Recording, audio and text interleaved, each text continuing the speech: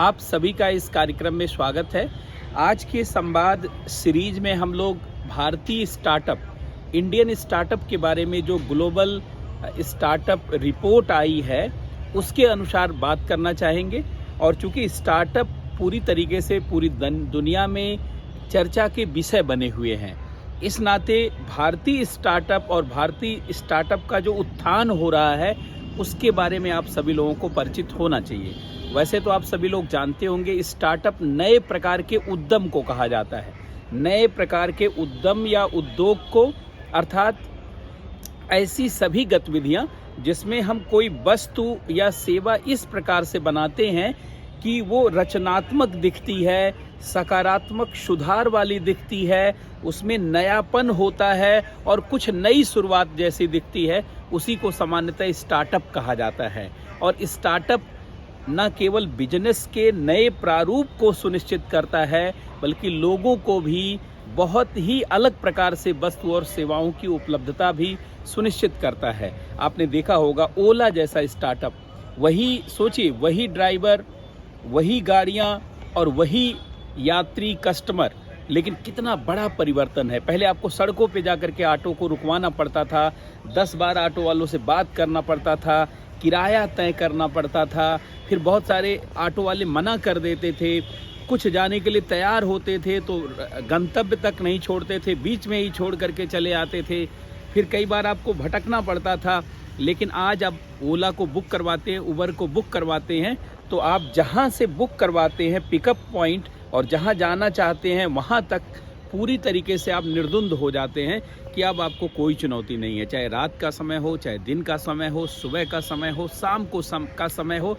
इसी तरीके से आपने पेटीएम जैसे स्टार्टअप, जो फिनटेक है, फाइनेंशियल टेक्नोलॉजी बेस्ड स्टार्टअप है, उससे कितनी बड़ी क्रांति को आप महसूस कर रहे हैं। आप कभी सब्जी खरीदने जाते हैं, फल खरीदने जाते हैं, किसी को सामान, कोई भी सामान लेने जाते हैं तो क्षण भर में आप जानते पेमेंट कर देते हैं। पहले व्यक्ति के पास पैसे तो होते थे लेकिन जेब में पैसे नहीं होते थे, कैश नहीं होते थे, तो चाह करके भी बहुत सारी चीज़ें ले नहीं पाता था। कहता था आज पर्स में पैसे नहीं हैं, और ऐसा कहते हुए हीन भावना भी होती थी, क्योंकि सामने वाला समझ सकता था पता नहीं इस व्यक्ति के पास पैसे हैं भी या नहीं भी, वैसे ही कह रहा है कि पर्स में पैसे नहीं हैं। सोचिए, पैसा होने के बाद भी उधार लेना पड़ता था। लेकिन पेटीएम, फ़ोनपे, गूगल पे जैसे तमाम स्टार्टअप्स ने पूरी क्रांति कर दी। यूपीआई के माध्यम से एक बड़ी क्रांति को आप वैसे भी देख रहे हैं, हम लोगों ने इस पर बात किया था। न केवल लेन देन के क्षेत्र में स्टार्टअप से कमाल हुआ, ई कॉमर्स, न केवल शॉपिंग के क्षेत्र में कमाल हुआ, न केवल फूड की डिलीवरी के लिए स्विगी, जोमैटो जैसे स्टार्टअप से क्रांति हुई, बल्कि शिक्षा के क्षेत्र में एडुटेक के माध्यम से बहुत बड़ी क्रांति आप वैसे भी देख रहे होंगे। बायजूस ने इसका बहुत लाभ उठाया और भारत का सबसे बड़ा स्टार्टअप बनने में, जानते हैं, उसको मदद मिली है। $22 बिलियन का भारत का सबसे बड़ा स्टार्टअप बायजूस हो गया है, क्योंकि उसने ई लर्निंग के क्षेत्र में एक नए तरीके की शुरुआत की और बहुत सारे लोगों ने उसको पसंद किया, क्योंकि एक नया विकल्प। पहले पूरा कोचिंग इंडस्ट्री, पूरा ट्यूशन का क्षेत्र असंगठित क्षेत्र था। किसी गली मोहल्ले में कोचिंग चलती थी, उसमें लोग आते जाते थे और उसके माध्यम से अपने जो है सीखने की प्रक्रिया को आगे बढ़ा रहे थे। लेकिन बायजूस ने एक नेशनल, इंटरनेशनल प्लेटफॉर्म उपलब्ध कराया, तो उससे बहुत सारे लोग जो है लर्निंग के प्रोसेस से जुड़ गए हैं। उसमें चीज़ें थोड़ा सिस्टमेटिक हैं, थोड़ा सा बेहतर हैं, जिसके नाते लोगों ने उसे पसंद किया। अभी आपने देखा होगा कि हारून के द्वारा ग्लोबल स्टार्टअप रिपोर्ट 2023 जारी की गई है, और बड़ा देख करके उसको बड़ा अच्छा लगा कि भारत स्टार्टअप क्रांति को लगातार संभव बना रहा है। पूरी दुनिया में सबसे अधिक स्टार्टअप अमेरिका में है, दूसरे नंबर पे स्टार्टअप चाइना में है, चीन में है, और तीसरे नंबर पर हम ही लोग हैं। 2021 में जो स्टार्टअप क्रांति भारत में हुई है वो लगातार जारी है। 2021 में जो स्टार्टअप क्रांति शुरू हुई, लगातार वो जारी है। 2021 एक ऐसा वर्ष रहा स्टार्टअप के लिए कि भारत के 44 स्टार्टअप यूनिकॉर्न बने। लेकिन 2023 में आज की स्थिति में मार्च तक 138 स्टार्टअप हमारे पास हो गए। 138 स्टार्टअप हमारे पास यूनिकॉर्न हो गए, स्टार्टअप नहीं हो गए, स्टार्टअप तो लाखों की संख्या में पहुंच चुके हैं। 138 स्टार्टअप हमारे यूनिकॉर्न हो गए। यूनिकॉर्न का मतलब ऐसे स्टार्टअप जिनका पूरा वैल्यूएशन, जिनका मार्केट कैपिटलाइजेशन $1 बिलियन से ज़्यादा है। अर्थात आप ऐसे मान के चलिए जो 8200 करोड़ से ज़्यादा जिनके पास टोटल जानते कैपिटल है, मार्केट का एमकैफ है, वैल्यूएशन है, तो वो सब यूनिकॉर्न कहलाते हैं। और यूनिकॉर्न स्टार्टअप 138 हो चुके हैं। यद्यपि एक थोड़ा सा दुखद पहलू लगता है कि भारत के जो 138 स्टार्टअप हैं उनमें 70 स्टार्टअप भारत से बाहर काम कर रहे हैं। अर्थात उनकी वस्तु और सेवाएं भारत के लोग नहीं ले पा रहे हैं। केवल 68 स्टार्टअप ही भारत में काम कर रहे हैं। अर्थात भारत में जितने भी स्टार्टअप यूनिकॉर्न बने हैं उनमें से ज़्यादातर स्टार्टअप विदेशों में काम कर रहे हैं और थोड़ा कम स्टार्टअप देश के अंदर काम कर रहे हैं। यद्यपि संख्या देखी जाए तो 70 स्टार्टअप यूनिकॉर्न बाहर काम कर रहे हैं, 68 स्टार्टअप जो यूनिकॉर्न है वो देश के अंदर काम कर रहे हैं। अब देखिए स्टार्टअप के अगर यूनिकॉर्न के मामले में देखा जाए तो 661 स्टार्टअप यूएसए में हैं। सबसे अधिक यूनिकॉर्न वाले स्टार्टअप का देश यूएसए बना हुआ है और सैन फ्रांसिस्को सिलिकॉन वैली उसकी राजधानी बना हुआ, कैलिफोर्निया उसकी राजधानी। भारत में स्टार्टअप राजधानी बंगलुरु ही बना हुआ है और भारत में सबसे अधिक स्टार्टअप देखा जाए तो बंगलुरु में अर्थात कर्नाटक में है। दूसरे नंबर पे दिल्ली और एनसीआर स्टार्टअप के मामले में आता है। वर्ल्ड वाइड जहां आप देखते हैं 661 स्टार्टअप यूएसए में है, वहीं 312 स्टार्टअप चाइना में है और 138 हमारे यहाँ है। ऐसे तो देखा जाए हम तीसरा स्थान तो हमारे पास है, लेकिन अमेरिका में 661 स्टार्टअप, चाइना में उसका आधा लगभग 312 स्टार्टअप और उसका भी लगभग आप आधे से थोड़ा कम आप देखेंगे वो हमारे पास 138 स्टार्टअप है। भारत में स्टार्टअप का दौर तो आज आया, ऐसा नहीं है कि भारत में स्टार्टअप पहले नहीं होता रहा है। पहले जितने भी उद्यम शुरू हुए, जिन्होंने परंपरागत हमारी उत्पादन व्यवस्था और सेवाओं के देने की व्यवस्था को बदला, वो सब स्टार्टअप ही थे। जब जमशेदजी टाटा ने पहली कोई कंपनी शुरू की वो भी स्टार्टअप था। जब घनश्याम दास बिरला ने भी कोई कंपनी शुरू की तो स्टार्टअप था। लेकिन आज़ादी के बाद भारत का पहला स्टार्टअप माना जाता है टीसीएस को। फकीर चंद्र कोहली ने 1968 में टीसीएस की स्थापना की और टीसीएस ने नए तरीके को देखिए स्टार्टअप की परिभाषा होती है कि नए प्रकार के उद्यम जो नए तरीके से वस्तु और सेवाओं को प्रस्तुत करता है और नए प्रकार के बदलाव का कारक होता है। तो टीसीएस पहली कंपनी है आज़ादी के बाद जिसने सॉफ्टवेयर के क्षेत्र में आर्थिक गतिविधियों को बढ़ावा दिया और नए प्रकार की वस्तु और सेवाओं, मशीनों के लिए काम करना शुरू किया, जिसके नाते जो है भारत का पहला स्टार्टअप टीसीएस को ही कहा जाना उचित है और फकीर चंद कोहली इसके जन्मदाता हैं। भारत का पहला स्टार्टअप जो यूनिकॉर्न बना वो आईपीएल बना 2008 में। आईपीएल भारत का पहला स्टार्टअप जो यूनिकॉर्न बना और आज हमारे पास 138 स्टार्टअप यूनिकॉर्न बन चुके हैं। अब भारत के स्टार्टअप की कहानी कब से शुरू होती है? तो भारत के स्टार्टअप की कहानी 2008 से शुरू होती हुई मानी जाती है, क्योंकि भारत में 2008 में स्टार्टअप का बहुत तेज़ी से राइज हुआ, बहुत तेज़ी से भारत में स्टार्टअप का उत्थान हुआ। उसका सबसे बड़ा कारण था कि 2008 में बहुत बड़ा रिसेशन आया था, बिग रिसेशन। आप जानते होंगे अमेरिका में सब प्राइम क्राइसिस आई हुई थी 2008 में, और 2008 में जब सब प्राइम क्राइसिस आई तो बहुत अधिक भारतीयों को नौकरियों से निकाल दिया गया। सॉफ्टवेयर उद्योग बहुत अधिक प्रभावित हुआ, क्योंकि बैंक प्रभावित हुए तो सॉफ्टवेयर उद्योग प्रभावित हुआ। तो सॉफ्टवेयर उद्योग के प्रभावित होने के नाते भारत में बहुत सारे जो सॉफ्टवेयर में काम करने वाले इंजीनियर थे, वैज्ञानिक थे, टेक्नीशियन थे, उनको निकाला गया। जब उनको निकाला गया तो उन्हीं लोगों ने ही स्टार्टअप बनाने का काम किया, क्योंकि जब व्यक्ति खाली होता है तो कुछ नया करता है। तो 2008 में बहुत सारे स्टार्टअप बनने लगे।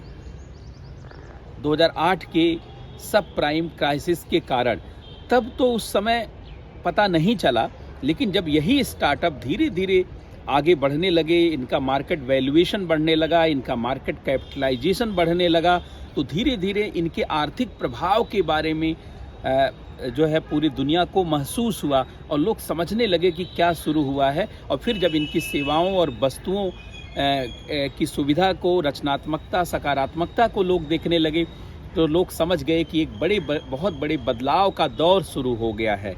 और धीरे धीरे भारत का स्टार्टअप एक क्रांति के रूप में बदल गया और 2021 में भारत में स्टार्टअप महाक्रांति हो गई, क्योंकि एक साथ 44 स्टार्टअप का यूनिकॉर्न बनना कोई छोटी मोटी बात नहीं है।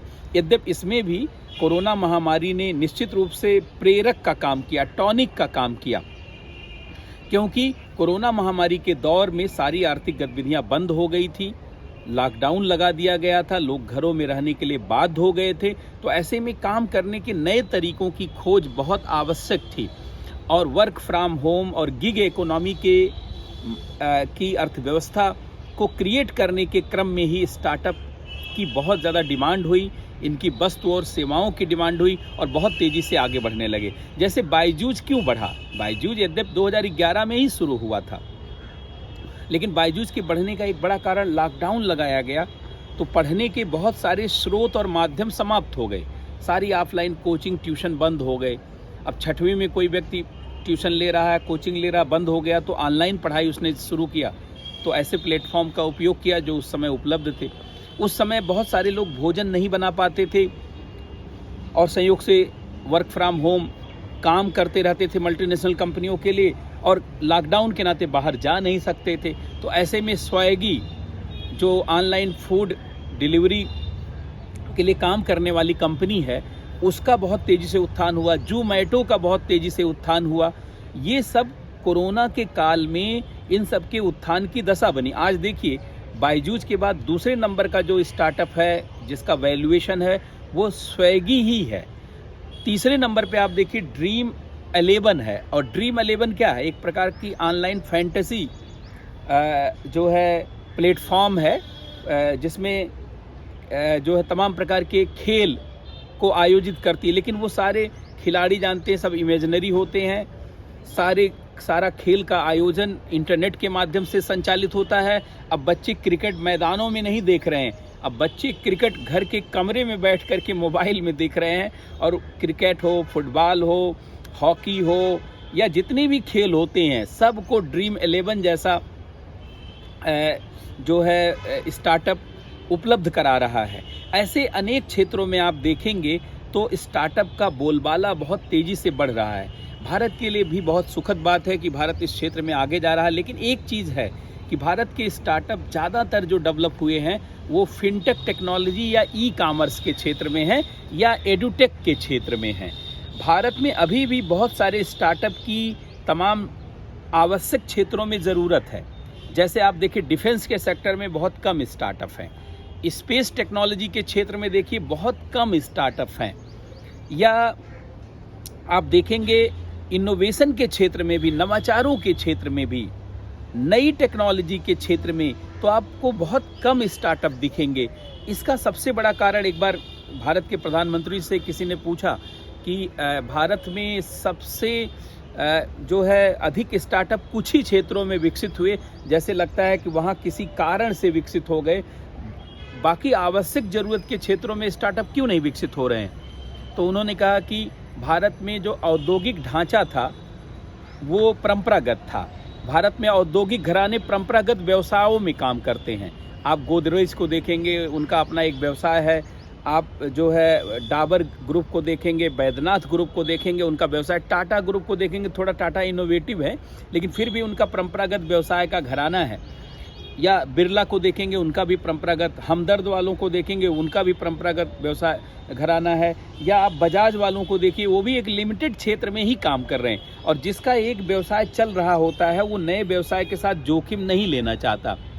और चूंकि स्टार्टअप जोखिम लेने का ही है, तो जो इस्टेब्लिश आदमी है वो जोखिम ही नहीं लेना चाहता। और भारत में औद्योगिक घराने जो हैं वो बहुत परंपरागत हो चुके हैं। 100-150 वर्षों का उनका जानते हैं। कई ऐसे औद्योगिक घराने जिनका 200 वर्षों का, कई का 150 वर्षों का, कई का 100 नहीं तो 50-60 वर्षों से उनका साम्राज्य चल रहा है। और जहाँ इस्टेब्लिश बिजनेस है वो दूसरे बिजनेस में कूदना नहीं चाहते हैं। और यही कारण है कि भारत में स्टार्टअप जो है वैसे क्षेत्रों में नहीं देखे जा रहे हैं जहां वास्तव में होना चाहिए। और आप देखिए, भारत में स्टार्टअप को फंड करने वाली जो कंपनियां हैं वो भारतीय उद्योग नहीं है। अर्थात भारत में स्टार्टअप को फंड देने वाले वास्तव में भारतीय उद्योग होने चाहिए थे, भारतीय उद्योगपति होना चाहिए। लेकिन भारत के स्टार्टअप को फंड कौन दे रहा?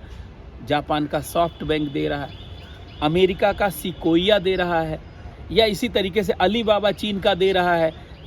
क्योंकि ये लोग जोखिम वाले पूंजी उद्यम का व्यवसाय कर रहे हैं। ये लोग जोखिम को व्यवसाय के रूप में आगे बढ़ा रहे हैं और इसी हर स्टार्टअप में इनकी भागीदारी बढ़ती जा रही है। तो ऐसे देखने में तो भारत के स्टार्टअप सब लग रहे हैं, लेकिन इनमें बहुत अधिक शेयर जानते हैं विदेशियों का है, विदेशी कंपनियों का है, जिसके नाते आपके जोखिम का, आपके क्रिएटिविटी का, आपके सुपर नेचुरल टैलेंट का, आपके क्षमता का जो है दूसरा भागीदार होता चला जा रहा। क्यों? क्योंकि प्रमोट करने वाले और फंड करने वाले भारतीय कंपनियां, भारतीय उद्योग और भारतीय लोग कम हैं। ऐसे में देखा जाए तो ये स्टार्टअप की कमियां भी हैं। तो ऐसे में स्टार्टअप से संबंधित सभी चीज़ों को विद्यार्थियों को ध्यान रखने की ज़रूरत है। स्टार्टअप के लिए भारत सरकार ने 2016 में स्टार्टअप इंडिया कार्यक्रम शुरू किया। 16 जनवरी को स्टार्टअप डे मनाया जाता है, स्टार्टअप दिवस मनाया जाता है। स्टार्टअप के लिए भारत सरकार ने सीड फंड की व्यवस्था की है ताकि शुरुआती दौर में स्टार्टअप को फंड दिया जा सके। एंजल इन्वेस्टर भी भारत में बहुत सारे हैं जो स्टार्टअप को फंड उपलब्ध कराते हैं। तो ऐसे तमाम टर्म से आप जुड़ करके रहिए, इनको समझ करके रहिए। ये आपके सोच और समझ को बढ़ाएंगे, साथ ही एग्जाम से जुड़े हुए पहलुओं से आपको जोड़ करके रखेंगे। बहुत बहुत धन्यवाद, बहुत बहुत नमस्कार।